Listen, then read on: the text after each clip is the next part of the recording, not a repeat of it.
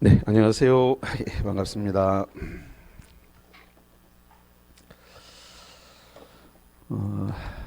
오늘 고속도로를 타고 오는데 어찌나 날씨가 그냥 파랗고 실인지 아주 그냥 가슴이 뻥 뚫리는 줄 알았어요. 오늘은 그 대리제도와 관련해서 좀 보도록 하겠습니다. 대리제도 111페이지입니다.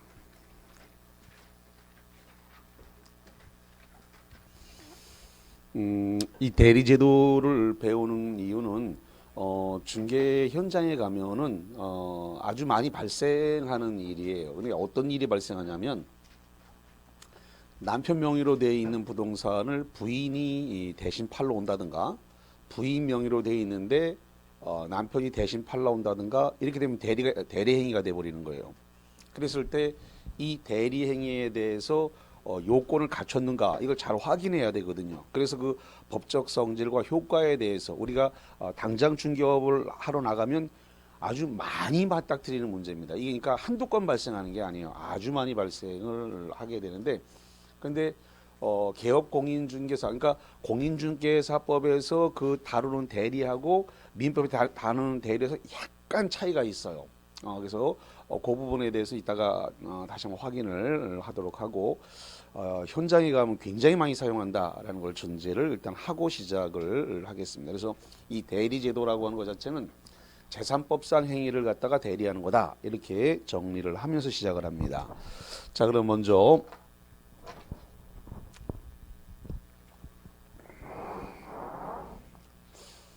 어떤 갑이라고 하는 본인이 있다, 이렇게 한번 해보겠습니다. 자, 일단 전제 조건은 이 본인이 꼭 성인이라고 생각하지는 마시기 바랍니다. 그러니까 이 본인이 성인, 어른일 수도 있지만 어른이 아닐 수도 있습니다. 그러니까 미성년자일 수도 있다는 거죠.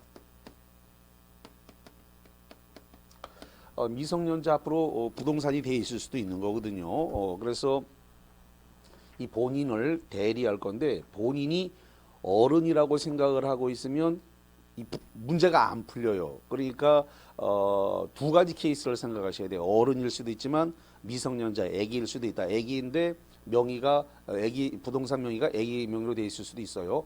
할아버지가 아기 저 손주한테 이렇게 재산을 갖다가 증여했을 수도 있거든요. 그렇죠. 그럴 수도 있죠.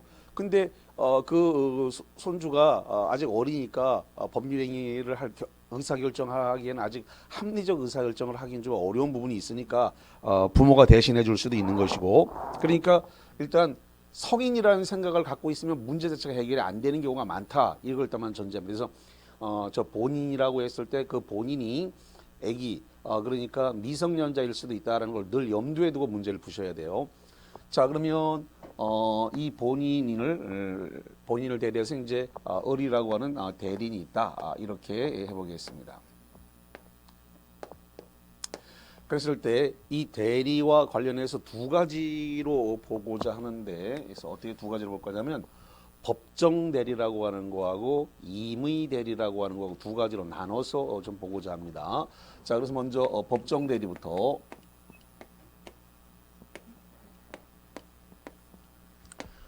법정 대리는 아까도 잠깐 언급했습니다만은 이렇게 미성년자다. 미성년자가 있을 때 미성년자의 법정 대리는 일반적으로 누가 되는 거예요?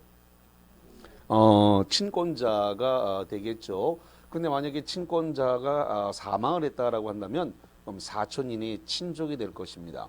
그래서 지금 이 법정 대리라고 하는 것은 재산법상 행위 중에서 사적 자치를 이거 보충하는 효과를 가져온다. 사적 자치의 보충이다라고 하는 겁니다. 미성년자가 스스로 어떠한 법률 행위를 하기에는 다소 의사결정을 하는데 미흡한 부분이 있으니까 부모가 그 부분을 갖다가 보충을 해서 법률적 효력을 완성시켜 주는 것이다. 그래서 법정 대리는 사적 자치를 보충하는 효과가 있다, 이렇게 정리를 하고요. 자, 그 다음에 임의 대리라고 해보죠. 임의 대리는 재산법상 행위를 본인이 스스로 할 수 있습니다. 스스로 다 할 수 있는데 지금 예를 들어서 뭐 지금 대구에 있는 본인이 예를 들어 가지고 대구에서 지금 자기는 대구에서 일을 처리를 해야 되기 때문에 서울이나 제주도에 있는 부동산을 어떤 뭐 처분을 한다거나 매수를 하려고 하는데 본인이 직접 갈 수는 없고 누군가 대리 특파원처럼 누군가를 파견하려고 그래요. 그래서 자기는 뭐 대구에서 무슨 다른 일을 처리해야 되기 때문에 대신 사람을 보내기 때문에 자기는 일을 보고 또 다른 사람을 통해서 일을 하니까 사적 자체가 늘어나는 거예요. 그래서 사적 자체 확장이다 이렇게 얘기해요. 사적 자치의 확장을 가져오는 거다. 그래서 대리인을 파견하고 자기는 뭔가 또 다른 일을 할 수가 있기 때문에 일이 뭐랄까 경제적으로 더 큰 일을 할 수 있다. 그래서 사적 자치의 확장을 가져온다라고 하는 건데 확정이 아니라 이거 이거 확장인데 잘못 써놨네. 확장. 확장을 가져오는 것이다. 근데 임의대리의 특징은 대리권을 수여해야 된다는 거예요. 그래서 예를 들어서 내 부동산을 팔아다오. 내가 이러이러한 부동산이 필요하니까 이러한 부동산을 좀 매입해다오. 이렇게 대리권을 줘야 돼요. 그래서 이걸 대리권 수여라 그래요. 대리권 수여를 하는 이러한 행위를 이걸 뭐라고 부르냐면 이것을 수권행위다 이렇게 표현해요. 자, 다시 할게요. 대리권을 주는 행위를 뭐라고 표현한다고요? 수권행위. 수권행위라 그래요. 근데 문제는 이 대리권 수요라고 하는 수권행위가 법정 대리에는 없다는 거예요. 그래서 이게 주의를 하셔야 돼요. 그래서 대리권 수요. 이 대리권 수요라는 것 자체가 법정 대리는 존재하지 않는다. 왜? 법정 대리는 법에 규정돼 있기 때문에 미성년자의 법정 대리는 친권자, 친권자가 없으면 사촌인의 친족 이렇게 해서 법에서 딱딱딱 다 규정이 돼 있기 때문에 대리권 수요 자체가 존재하지 않아요. 근데 임의 대리는 뭘 해야 된다고요? 대리권을 수여해야 돼요. 그래서 요게 큰 차이점이다. 그래서 요걸 구분하는 거 법정 대리와 임의 대리를 구분하는 가장 큰 분수령 중에 하나가 바로 이거다. 대리권을 수여해야 되느냐, 수여 안 해도 되느냐라고 하는 건데 임의 대리는 반드시 대리권 수여가 있어야 된다. 이거. 근데 대리권을 수여하는데 무슨 방식을 요하느냐라고 했을 때 대리권 수여에 무슨 방식을 요하지 않는다는 거예요. 그러니까 명시적으로 해도 되고 묵시적으로 해도 되고 위임장을 제시해도 되기 때문에 이걸 분류식이라고 표현해요. 그래서 대리권을 수여하는 데 있어서 특별한 방식을 요하지 않기 때문에 뭐라고 표현한다고요? 분류식. 분류식이라고 표현해요. 분류식. 특별한 방식을 요하지 않는다. 분류식이다. 자, 이제 이 파트가 이게 이제 민법하고 공인중개사법하고 차이가 납니다. 그래서 지금 민법에서는 대리권을 수여하는데 특별한 방식이 필요가 없기 때문에 분류식이기 때문에 명시적으로 하든 묵시적으로 하든 구두로 하든 아무 관계가 없는데 공인중개사법에서는 대리인이 오면은 꼭 확인을 해야 됩니다. 위임장이 있는지, 그다음에 인감도장 받아왔는지, 그리고 인감도장만 받아갖고 그러니까 인감증명서도 같이 가지고 와야 되고 그다음에 본인하고 전화를 해가지고 녹취도 해야 돼요. 왜냐 그러면 남편 명의로 돼 있는데 부인이 팔러 왔는데 그 부인이 이렇게 남편이라고 전화번호를 줬는데 그 전화번호가 남편이 아니라 내연남이었던 거예요.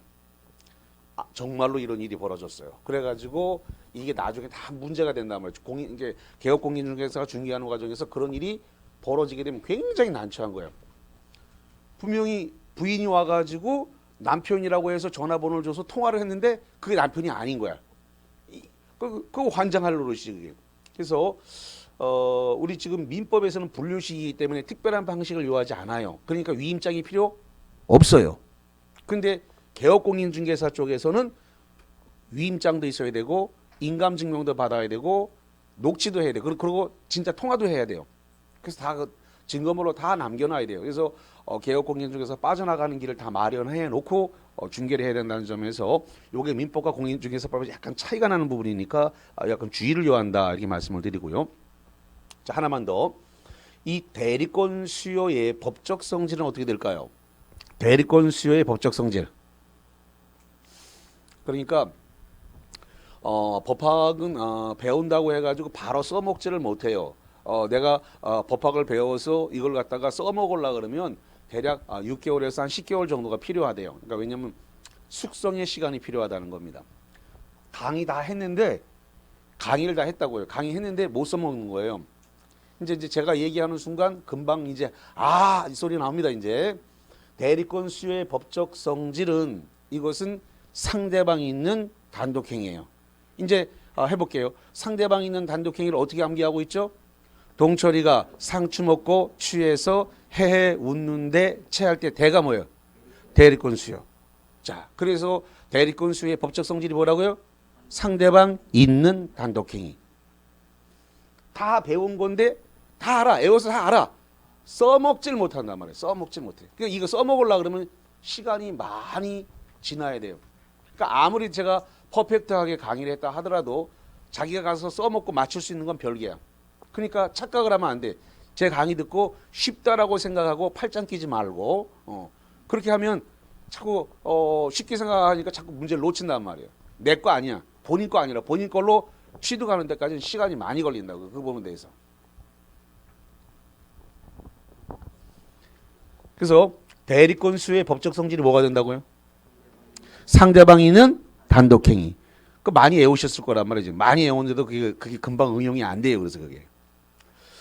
자, 그래서 일단 대리권 수의 법적 성질은 상대방이 있는 단독행위다. 이걸 정리를 하고요. 그다음에 그럼 특정의 이 대리인이 누군가의 어떤 상대방과 법률 행위를 하게 됩니다.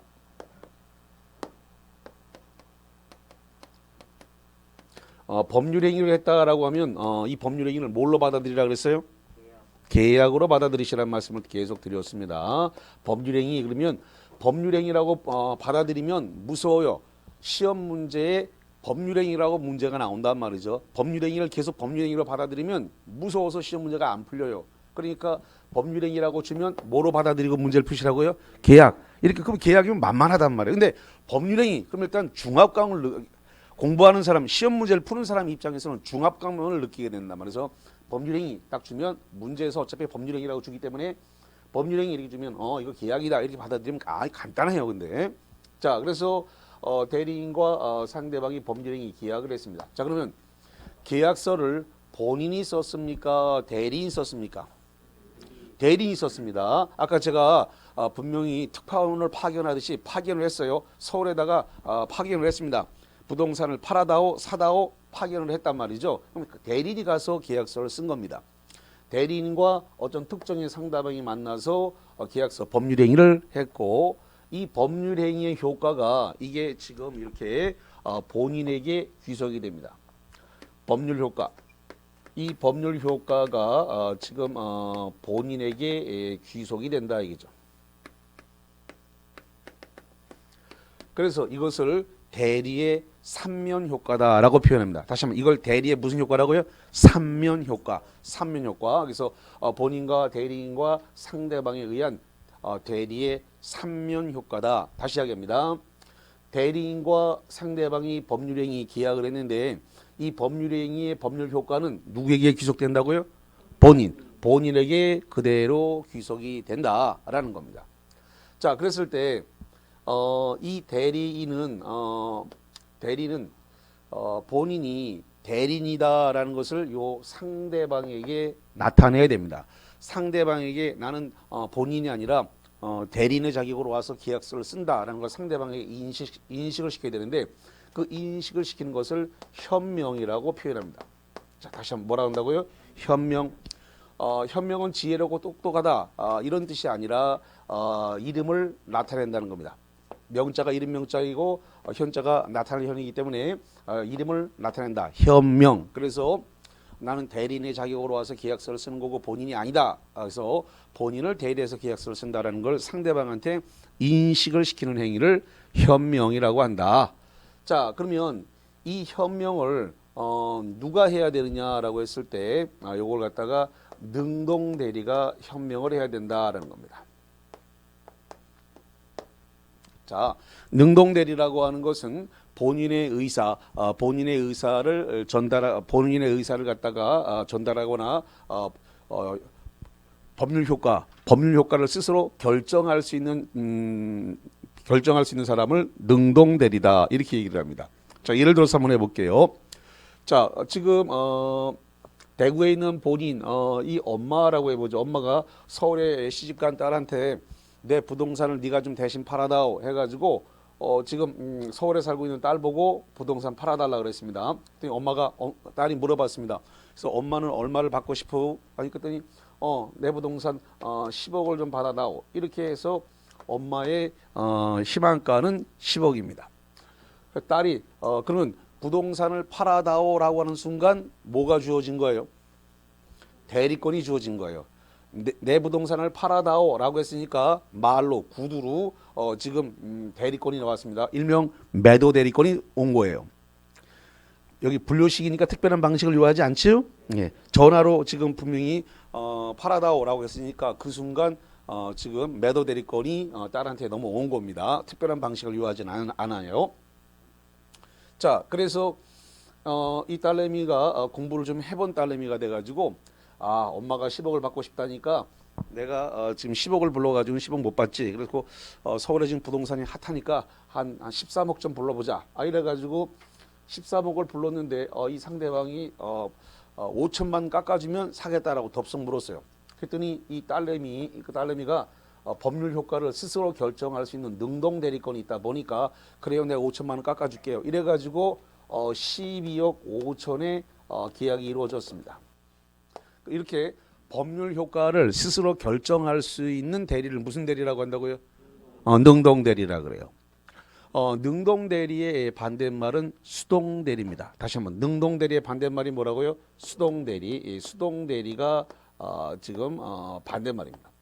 수동 대리라는 것은 상대방의 의사를 수령하거나 상대방으로부터 계약금, 중도금, 잔금을 받을 수 있는 대리를 수동 대리라 그래요. 다시 한번 수동 대리는 상대방의 의사를 수령해 올 수 있는 대리를 수동 대리. 상대방으로부터 계약금, 중도금, 잔금을 받을 수 있는 대리를 무슨 대리라고요? 수동 대리. 문제는 능동 대리 개념 안에는 수동 대리를 포함한다는 겁니다. 자, 다시 능동 대리 개념 안에는 뭘 포함한다고요? 수동 대리를 포함한다. 수동 대리를 포함해요. 그러면 능동 대리에 해당되는 딸내미가 스스로 법률 효과를 결정을 해서 12억 5천만 원의 계약을 하고 그럼 계약금 1억 2,500을 수령할 수 있다 없다? 있다. 능동 대리는 뭘 포함했으니까요? 수동 대리를 포함했으니까 상대방으로부터 계약금, 중도금, 잔금을 받을 수 있다고 했다고요? 있다. 그래서 수동 대리는 계약금이라든가 계약금, 중도금, 그 다음에 잔금도 수령할 수가 있다. 이런 겁니다. 이게 능동대리인데 아니죠, 수동대리인데 이 수동대리를 능동대리는 다 뭐하고 있다고요? 포함하고 있다. 능동대리 개념 안에는 수동대리를 포함하고 있다라는 겁니다. 다만 이 능동대리라도 안 되는 게 있는데 이 능동대리에게 인정되지 않는 게 뭐냐라고 했을 때 인정되지 않는 것은 일단 계약을 했는데 자 여기 지금 계약을 했어요. 법률행위 했습니다. 한 법률행위를 능동대리가 스스로 이걸 갖다가 해지할 수 있느냐? 해제권 없습니다. 해제권 없다라고 하는 거. 그 다음에 이걸 취소할 수 있는 취소권이 있느냐? 취소권 없습니다. 그 다음에 능동대리가 대금을 면제해 줄 수 있는 면제권이 있느냐라고 했을 때 면제권 없어요.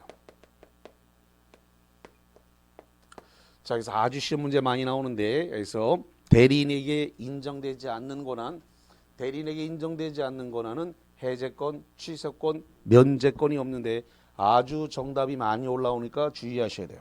다시 한번 대리인에게 해제권, 취소권, 면제권 주지 않는다라고 하는 거. 그럼 이건 전부 다 해제권, 취소권, 면제권은 다 누구 거예요? 이거는 본인 겁니다. 본인의 권은. 왜냐하면 여기 잠깐만요. 지금 법률행위를 하게 되면 이 법률행위의 효과가 누구한테 귀속된다 그랬어요? 여기 본인한테. 그러면 본인이 계약을 해제하고 본인이 취소하고 본인이 면제를 해야지. 지금 법률 효과가 다 본인에게 귀속되도록 되어 있기 때문에 이 계약에 대한 취소권도 본인에게, 해제권도 본인에게, 면제권도 다 본인에게 있는 거예요. 그래서 대리인에게는 해제권, 취소권, 면제권은 없습니다. 자, 그러면 이 능동대리는 수동대리를 포함해서 계약금, 중도금, 잔금을 받을 권리가 있다 그랬는데, 그러면 잔금 지급기일에 가서 잔금을 수령하려고 했는데 만약에 상대방이 잔금이 준비 안 됐다고 하더라. 그래서 이 능동대리가 잔금 지급기일, 이 잔금 지급기일을 연기해줄 권한이 있다 없다? 그렇습니다. 이건 대법원 판례가 규정을 하기를 능동대리가 대금을 면제해줄 권한은 없지만 뭐 일부 깎아준다거나 이런 건 안 돼요. 일부도 면제해줄 수는 없습니다.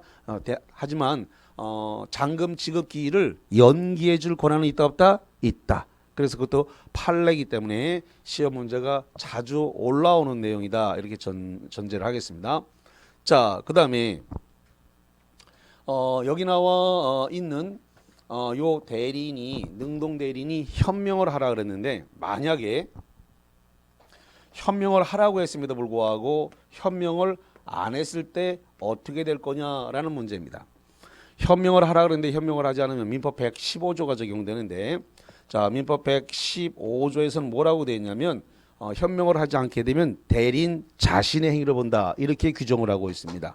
누구의 행위를 본다고요? 대리인 자신. 대리인 자신입니다. 대리인 자신의 행위로 본다. 그래서 현명을 해야 되는데 현명을 하지 않았을 때는 민법 115조가 대리인이 자신의 행위다. 그래서 결론적으로 자신이 책임져야 된다, 이런 소리입니다. 근데 이게 이제 자주 물어보게 되는데, 그러면 대리인이 말을 하기를 상대방으로부터 이행 청구를 받았습니다. 상대방으로부터 이행 청구를 받은 대리인이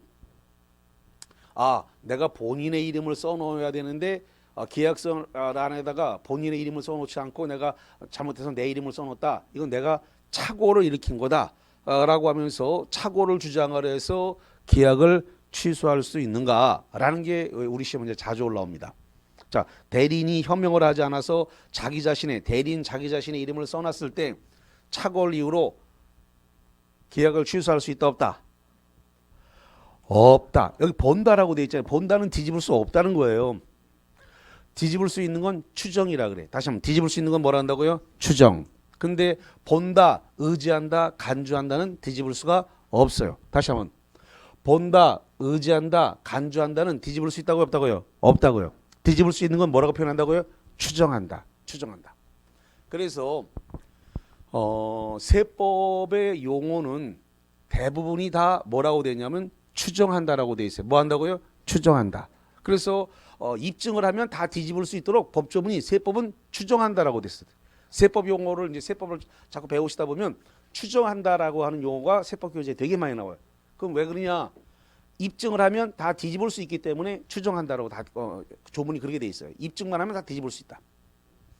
근데 이건 지금 추정한다가 아니라 본다기 때문에 뒤집을 수가 없다. 그러니까 내가 대리인이 현명을 해서 본인의 이름을 써야 되는데 현명을 하지 않아서 자기 이름을 써놨다고 했을 때 착오를 이유로 취소할 수 있다 없다? 없다.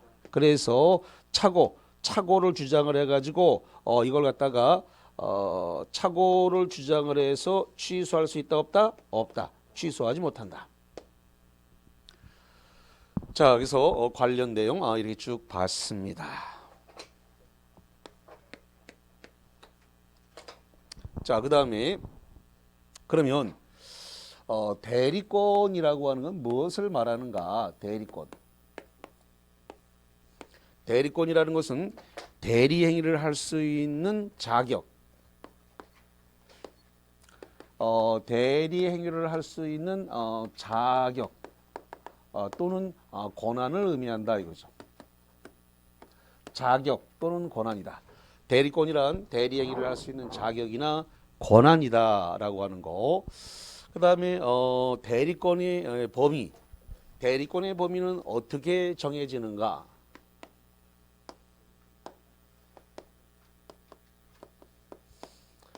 이 대리권의 범위와 관련해서 이게 지금 법정 대리다.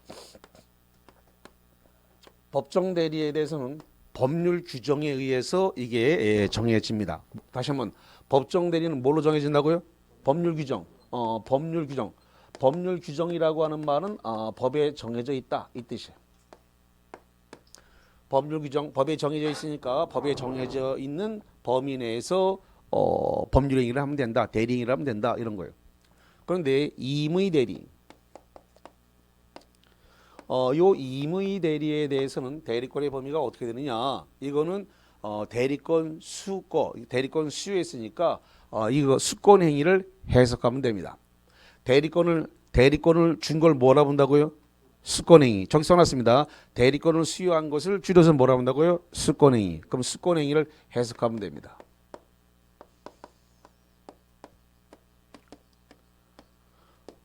임의대리는 수권행위 해석에 의해서 대리권의 범위가 정해진다. 이렇게 보면 되겠고, 자, 그 다음에 그러면 문제는 법정 대리는 법에 규정되어 있고 임의대리는 수권행위를 해석했는데 그랬음에도 불구하고 이 대리권의 범위가 불분명하다는 겁니다. 이 대리권의 범위가 만약에 불분명하면 어떻게 할 것이냐라는 겁니다. 대리권의 범위가 불분명한 경우다 이거죠. 이 대리권의 범위가 불분명한 경우는 민법 118조가 여기에 대해서 해결책을 제시하고 있어요. 그래서 보충적으로 대리권의 범위가 불분명하면 민법 118조를 보충해서 사용해라 라고 법이 보충적 규정으로서 이걸 만들어 놨다라는 겁니다. 자, 그래서 대리권의 범위가 불분명한 경우에 첫 번째 일단 보존행위에 대해서는 무제한으로 허용된다 이렇게 되어 있습니다.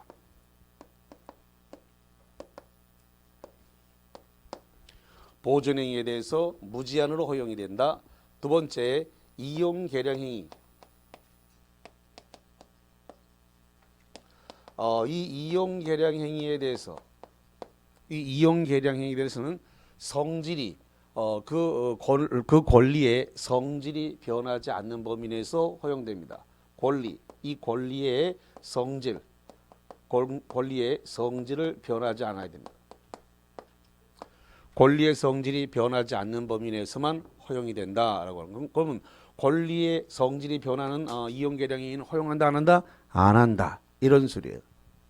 자, 그다음에 세 번째로서 처분행위가 되는데 이 처분행위에 대해서는 허용되지 않는다. 이렇게 되어 있습니다. 처분행위는 허용되지 않는다. 어떤 경우에 처분행위가 허용되지 않는 거예요? 대리권의 범위가 뭐였을 때? 불분명했을 때. 대리권의 범위가 불분명하면 민법 118조를 보충적으로 적용한다. 이렇게 법에 규정이 되어 있기 때문에 그런 겁니다.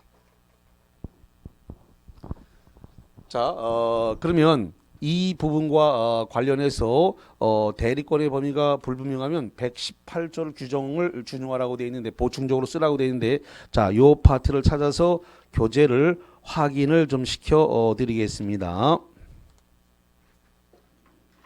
자, 어디로 가자면 113페이지입니다.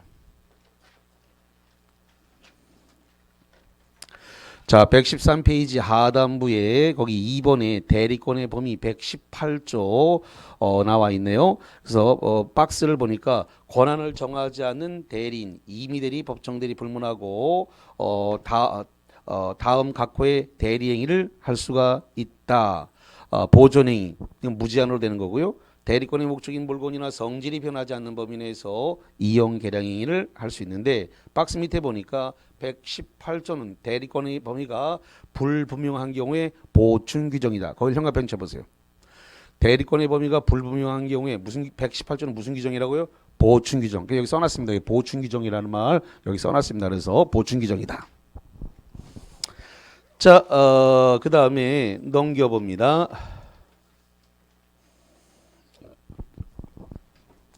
자, 넘겨서 거기 이 114페이지 꼭대기 그 파란색 이번에 이용 계량행위라는 말이 나왔는데, 자, 그런 말이 얘기를 하고 있습니다. 이용행위란 물건을 용법대로 사용하면서 재산의 수익을 창출하는 행위다. 부동산 임대료 수익을 창출하는 행위 이런 거고, 그다음에 계량행위란 사용 가치를 증가시키는 행위. 예컨대 가옥을 계량하기 위해서 계량비를 지출했다. 무이자 금전소비 대차를 이자로 바꿨다. 거기를 형광 펼쳐보세요. 무이자 금전소비 대차를 이자로 바꿨다. 뭐 이런 이야기가 나와 있습니다. 자, 거기와 관련해서 우리 저 프린트물을 좀 한번 볼까요? 기출 문제가 나왔던 걸 좀 묶어서 해놨는데, 자, 오늘 드린 프린트물 중에서 그 6번 문제를 보겠습니다. 자, 6번 문제. 권한을 정하지 않는 대리인이 할 수 있는, 거기 박스 쳐보세요. 할 수 있는이라고 하는 말. 할 수 있는 행위를 모두 고르시오. 자, 권한이 정해지지 않았다. 권한이 불분명한 경우에 대리인이 할 수 있는 건 뭐라 그랬죠? 자, 여기 봐요. 여기 뭐를 한다고요? 보존행위와 이용계량행위 두 개만 해요. 뭐는 못하는 거예요? 처벌행위. 권한이 불분명하면 세 가지 중에서 보존행위와 이용계량행위 거기다 쓰세요. 그래서 권한이 정해지지 않은 경우에 대리인이 할 수 있는 행위는 뭐하고 뭐가 있다고요? 보존행위와 이용계량행위. 보존행위와 이용계량행위. 자, 그럼 박스 안에 봅니다. 1번 미등기 부동산을 등기하는 행위. 이거 118조에 의해서 할 수 있어요, 없어요? 있습니다. 그 미등기 부동산을 등기하는 행위는 이건 보존 행위에 해당이 돼요. 그러니까 허용이 되는 겁니다. 5 쓰세요. 거기다가 1번 동그라미 5입니다. 허용된다. 자, 그다음에 2번 시효 중단을 위한 소를 제기한다. 자, 거기서 소라는 말이 나오는데 소 누가 키울 거야? 소 키우라는 건데. 소입니다.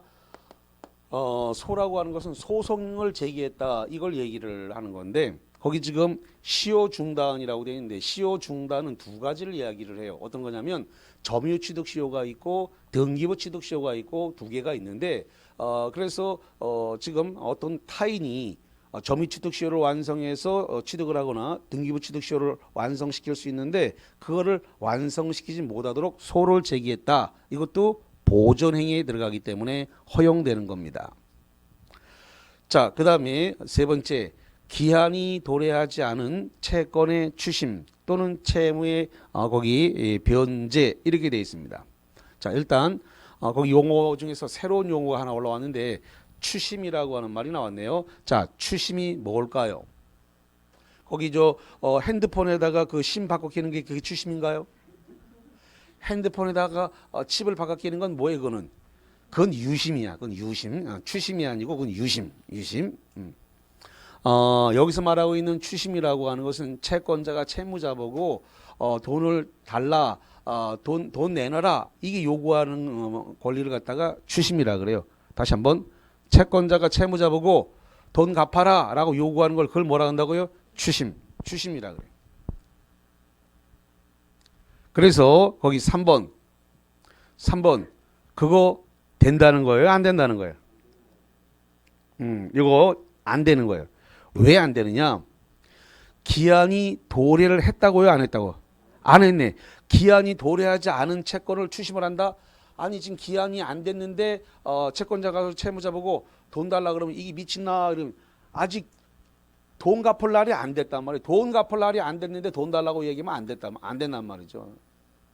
눈탱이가 밤탱이가 되는 수가 있어요.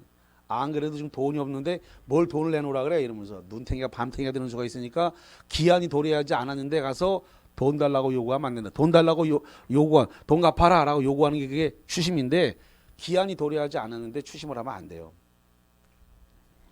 그래서 X입니다. 기한이 도래를 해야 추심을 하는 거지 기한이 도래하지 않았는데 추심이나 채무 변제하면 안 됩니다. 주의할 건 기한이 도래해가지고 채무를 변제하는 거 이거는 허용돼요. 근데 기한이 도래하지 않았는데 추심이나 채권 변제는 안 됩니다. 그래서 X입니다.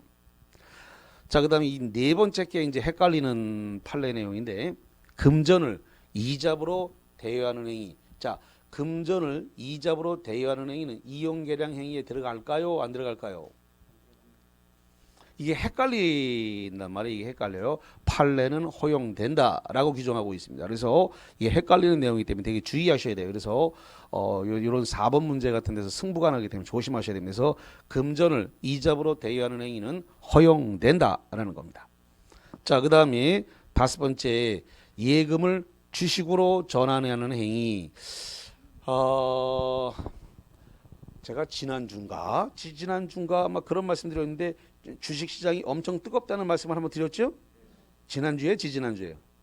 지난주였습니까? 그래서 주식시장이 많이 뜨거운데 그 참 이제 국가에서 많이 걱정을 한다. 그랬습니다. 왜냐하면 너무 막 그냥 개미들이 영끌을 해가지고 영혼을 끌어모아가지고 했더니까 그러니까 뭐 카드 대출을 했는지 뭐인지 빚을 내 가지고 자꾸 그 주식을 사더라 말이죠. 그래가지고 이거 주식시장이 지나치게 과열이 됐다. 그러면 너도나도 다 주식시장으로 몰려가다 보니 이거 너무 걱정스러워서 국가에서 자꾸 이거 한국은행 총재까지 나서가지고 위험하다 계속 자꾸 하던데 아니나 달러 보니까 이번 주에 들어왔으니까 그 외국계 펀드들이 매도를 하고 엄청나게 많이 벌어갔던데 보니까 1조를 벌어갔다 그러던데. 환장을 노릇이네. 환장을 노릇이야. 개미가 1조를 잃었다는 소리니까. 1조면 9천억을 넘어가가지고 9천억을 넘어가야 1조가 되는데 그러면 얼마나 많은 국민들이 조금씩 주식 산 것들을 그거 지금 외국계 자본이 그걸 갖다가 대거 팔아서 채워가지고 1조 원을 벌어갖고 먹고 튀었다는데 저는 이게 그래서 주식은 구경은 해도 하진 않아요. 그래서 주식시장이 좋네, 나쁘네 이렇게 구경은 해도 제가 주식에다 이렇게 막 투자하고 이렇게는 안 합니다. 제 주변에 있는 강사분들이 주식을 해가지고 굉장히 돈들을 많이 잃어요. 제가 알고 있는 강사 10여 명이 거의 다 아마 돈들을 많이 잃었어요. 그거 뭐 1억 이상 잃은 사람 부지기수야. 1억 이상. 아니 부동산 강사가 부동산을 해서 벌어야지 왜 자꾸 주식을 하려고 그러냐고 내 친구들한테 그렇게 얘기를 해도 뭐 1억씩 5천원씩 5천만 원 잃었다는 건 이건 뭐 그냥 보편이야. 5천만 원 잃었다 이건 아니야. 보통이야. 1억 이상 잃은 사람이 부지기수야. 그러면 평생을 돈 벌어 그 분필막 하셔가지고 벌어놓은 돈을 갖다가 그 주식에서 날린 사람을 여러 봤어요. 그래서 주식시장이 좋았을 때 돈 벌었다고 막 얘기할 때는 그러죠. 조심해라. 빼고 그냥 통장에 넣어놔라. 그렇게 얘기를 해. 아예 그냥 통장에 넣고 눈 닫아라. 이제 눈 감아라. 이제 또 사지 말고. 근데 뭘 또 사고 팔고 또 사고 해가지고 첫 번째는 먹었는데 두 번째 샀다가 세 번째 것이 이제 확 얹혀갖고 이제 쫄딱 그냥.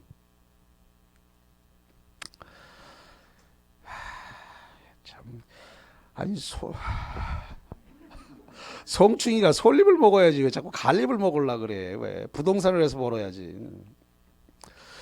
자, 그래서 우리 친구들 중에서 그런 친구들이 꽤 많아요. 꽤. 정말 네. 지금 제 나이 때는 은퇴를 해야 될 나이잖아요. 그러니까 그 모아놓은 돈 그 아무데나 쓰면 안 되거든요. 그런 거. 지금 다 은퇴할 나이들이 돼가지고. 자, 5번째. 그래서 4번 된다고 안 된다고? 누가 안 된다 그랬어? 된다 카이. 그래서 내가 조심하라 그랬잖아요. 그게 그 금전을 이자로 대여하는 행위는 허용된다라고 대법원 판례가 했다니까요. 그러니까 그 주의하시라고. 주식 생각만 나지 지금 주식 생각만. 자, 5번이 지금 내가 방금 전에 4번이 된다 그랬고요. 5번에 예금을 주식으로 전환하는 행위는 이거는 성질을 변하는 행위니까 이건 허용되지 않습니다. 다시 한번 5번 예금을 주식으로 전환하는 행위는 이거는 이거거든요. 성질을 변하지 않게 해야 되는데 성질을 변하게 했기 때문에 된다 안 된다? 안 된다. 자, 그 다음에 6번도 요거 헷갈리는 내용이라서 잘 틀리시는 분들이 많이 나오는데 가옥에 부가 시설을 설치하는 행위다. 이렇게 나왔습니다. 자, 벌써 가옥이란 말에서 라떼 향기가 나죠? 라떼. 이거 꼰대구나. 이 대본에 딱 알 수 있잖아. 이게 벌써. 아니 주택이라고 표현해야 되는데 주택이라고 표현한 적 가옥이다. 그럼 이 판례가 오래된 판례구나. 금방 알 수 있죠. 제가 지금 여러분한테 드리는 내용들은 제가 임의로 절대 만든 게 아니에요. 다 기출문제 나왔던 것을 이렇게 문제를 변형했거나 아니면 따왔거나 이렇게 해서 해놓은 것이지 제 마음대로 여기다가 딱 앉혀놓은 문제는 단 한 문제도 없습니다. 그러니까 이건 판례 내용이란 말이에요. 근데 판례가 가옥이라고 했다. 이게 라떼 맞단 말이죠. 아주 오래된 판례다. 자, 그럼 여기다 봅니다. 자, 글자 그대로 그 대법원 판관님이 써준 대로 가옥이라고 써올게요. 아이고 우라지게 오래된 주택인가 보다. 가옥. 자, 이 가옥에다가 부가 행위를 했다는 겁니다. 부가 시설을 설치했다. 가옥에다가 부가 시설을 설치하는 건 이용 개량 행위에 해당한다 안 한다? 자, 이게 이제 이런 게 헷갈리는데, 자 그러면 부가 했다. 가옥에다가 부가적 행위를 했습니다. 부가적 행위 뭐를 했을까? 창고 같은 거 지었어요. 주차장 같은 거 지었어요. 그럼 창고나 주차장이 이 가옥에 영향을 줬어요, 안 줬어요? 안 줬. 이 가옥에 이용하는데 무슨 지장을 준 건 아니잖아요. 성질을 변하게 했어요, 안 했어요? 안 했어요. 그래서 부가적으로 창고를 짓거나 주차장을 짓는 것은 이용 개량이라서 더 좋지 불편하게 하진 않았단 말이죠. 그래서 여기다가 창고를 짓거나 여기다 이렇게 주차장을 세우거나 이렇게 주차장을 부가적으로 만들었다. 그래서 가옥에다가 부가되는 행위를 했다라고 한 것 자체는 이건 창고나 주차장 같은 거를 지은 건데 이런 것은 이용 개량의 행위로서 성질을 변하게 하는 건 아닙니다. 그래서 허용된다라는 판례입니다. 자, 그다음에 7번에 농지를 대지로 용도 변경을 했다. 자, 농지가 평당 10만 원 가고 있는데 용도 변경을 해가지고 이게 대지로 바꿨다. 그래갖고 이게 평당 200만 원이 됐다. 그럼 엄청나게 돈 벌었겠네. 자, 된다 안 된다? 안 된다. 자, 왜 안 되느냐? 성질을 변하지 않아야 되는데 지금 농지가 대지로 바꿨으면 성질이 변했다 안 변했다? 변했다. 이익을 주냐 안 주냐가 아니고요. 다시 한번 지금 권한이 불분명했을 때 하는 행위는 그 본인한테 이익을 주냐 안 주냐의 문제가 아니라 성질이 변했냐 안 변했냐의 문제예요. 이용계량 행위는 성질이 변하냐 안 변하냐예요. 그래서 농지가 대지로 바꾼 것은 가치는 많이 증진해서 그 본인에게 이익이 됐다 하더라도 이건 성질이 변하는 행위이기 때문에 허용한다 안 한다? 안 한다. 그래서 그 6번 그 박스가 여러 번 기출 문제가 나왔던 걸 여러 번 나왔는데 그걸 제가 이렇게 묶어서 그 7문제니까 두 문제를 제가 이렇게 합쳐 놓은 거란 말이죠. 그거. 예, 그래서 나중에 이제 3, 4월 달에 이제 기출 문제를 이렇게 분석할 때가 있을 텐데 그때 이런 거 좀 보실 수가 있을 것입니다. 자, 프린트물을 이왕 잡은 김에 프린트물을 좀 풀어보겠습니다. 거기 1번에 보니까 대리 제도의 기능은 가로 대리에 있어서 사적 자체를 확정한다. 사적 자체를 확장하는 대리는 무슨 대리? 임의 대리. 저기 칠판에 써놨습니다. 사적 자체를 확장하는 건 임의 대리다.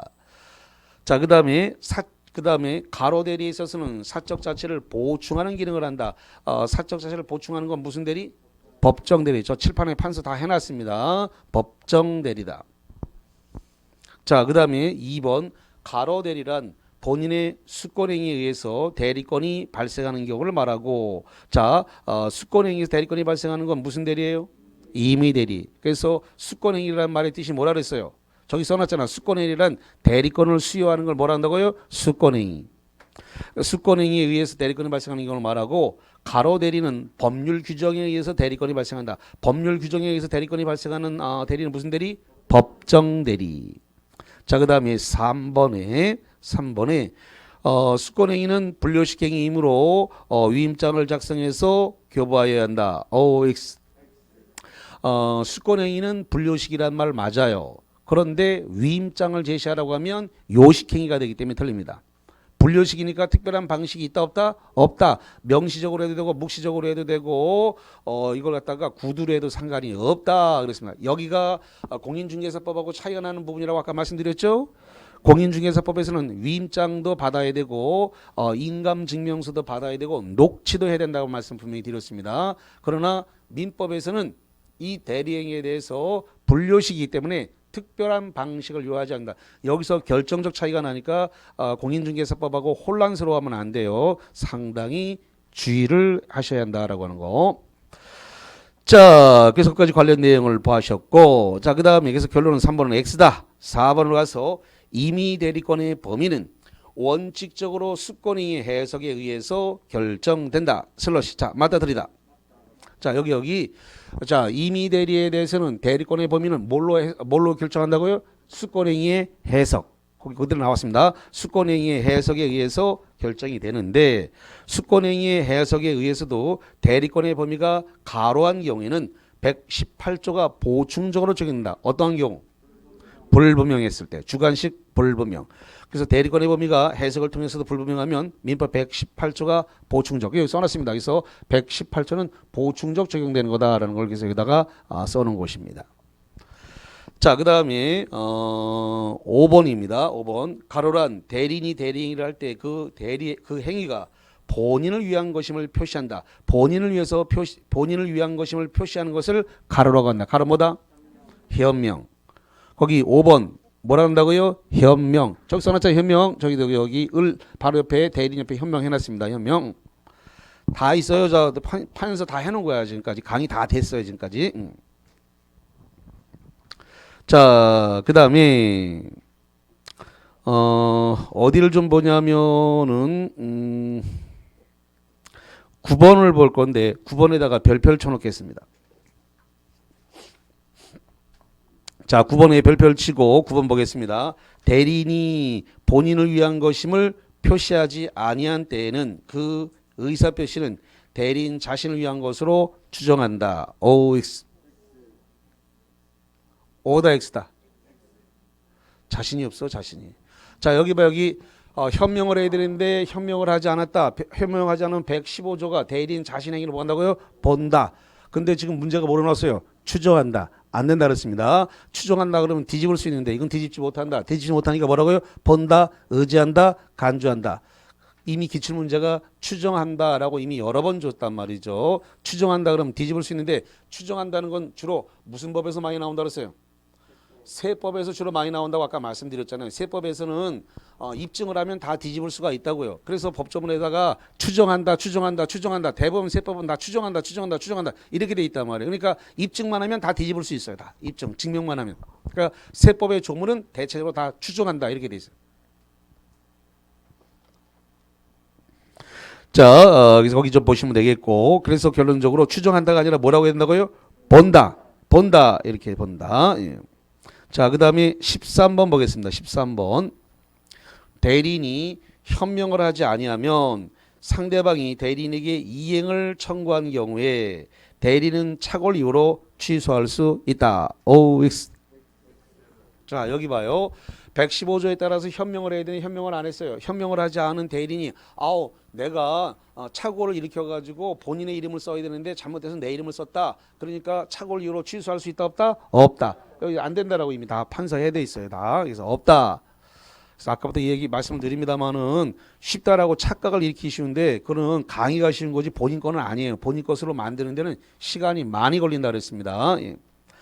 자, 이제 어디를 갈 거냐면 대리권 제한으로 가보겠습니다.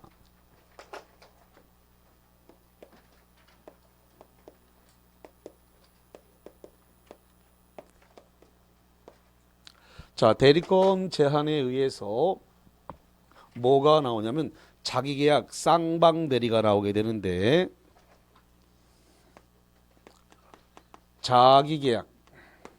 자기계약이라든가 쌍방대리 이 자기계약 쌍방대리는 원칙적으로 금지입니다.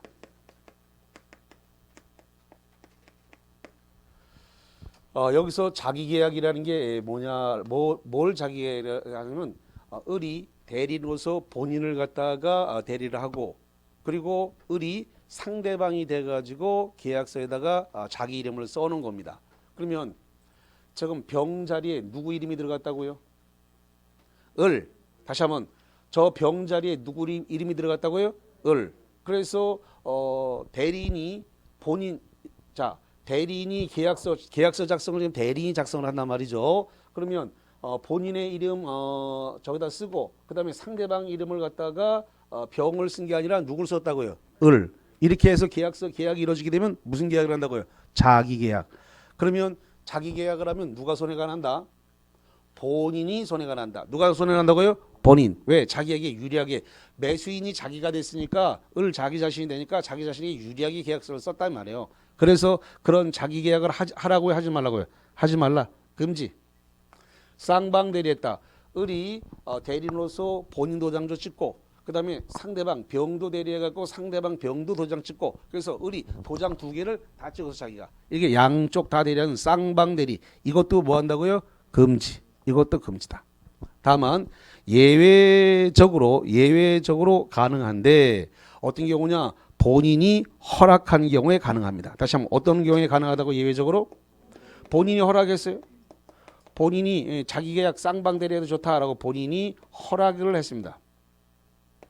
또는 다툼이 없는 채무의 이행. 다툼이 없는 이 채무의 이행입니다. 이 다툼이 없는 채무의 이행 이런 것들은 예외적으로 허용이 된다라는 겁니다. 다툼이 없는 채무의 이행이라는 게 뭘 말하냐면 이런 건데 지금 매도인과 매수인이 중도금하고 잔금을 다 주고받았습니다. 그러면 이제 중도금과 잔금까지 다 나왔기 때문에 매도인의 등기를 말소하고 매수인한테 등기 이전하려고 그래요. 그럼 법무사가 쌍방을 대리해 가지고 매도인의 등기 말소시키고 매수인한테 등기 이전해주는 이런 거 쌍방 대리 해줄 수 있다 없다? 있다. 이게 다툼이 없는 채무의 이행이란 말이에요.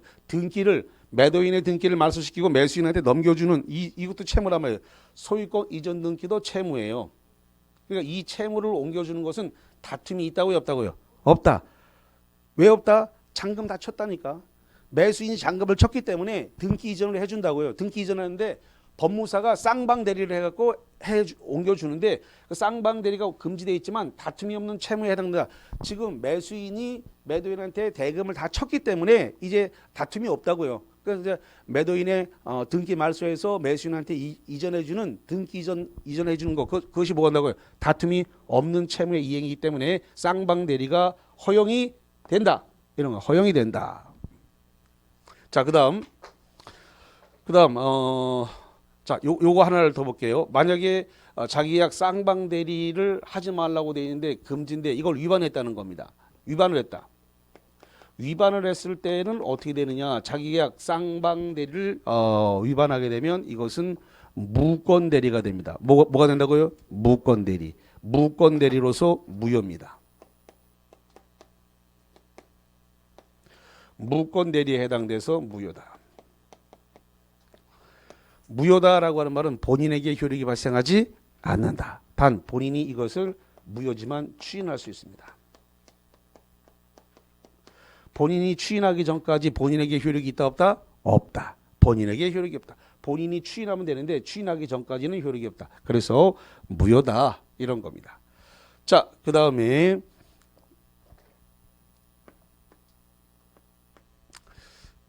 대리인이 여럿 있습니다. 대리인이 여럿. 그러니까 대리인이 수인이라는 겁니다.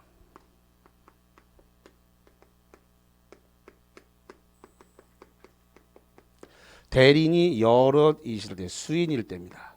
이럴 때는 어떻게 하는 게 원칙이냐 했더니 각자 대리가 원칙입니다. 다시 한번 이럴 때는 어떻게 원칙이라고요? 각자 대리가 원칙입니다. 그 다음에 예외적으로 공동 대리합니다. 그래서 대리인이 여럿이었을 때는 공동 대리가 원칙이 아니라 뭐가 원칙이라고요? 자, 공동 대리가 원칙이 아니라 뭐가 원칙이라고요? 각자 대리가 원칙이다. 각자 대리. 일단 여기까지 써놓고 칠판 치우지 말고 내버려 두세요. 좀 이따가 와가지고 조금 설명하고 넘어가겠습니다. 자, 쉬었다가 봅니다.